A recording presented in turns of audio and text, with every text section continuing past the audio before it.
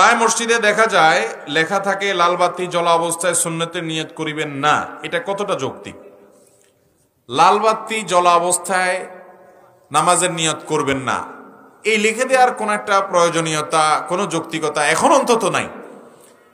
নামাজের জামাত শুরু হবে ধরুন 1:15-তে, এখন কেউ এসে নফল বা সুন্নতের নিয়ত করবে আর বাকি আছে 1 মিনিট, তো 1 মিনিটে নিয়ত করে সে তো নামাজ শেষ করতে পারবে না, তাই না?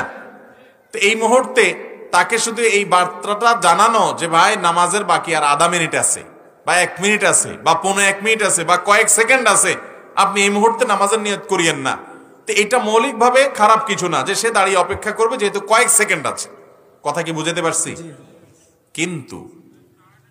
কিন্তু যেহেতু এখন নামাজের জামাত কয়টায় হয় প্রত্যেকটা মসজিদের সামনে লেখা আছে না নাই, তাহলে এটা যে কারোর জন্য সহজ।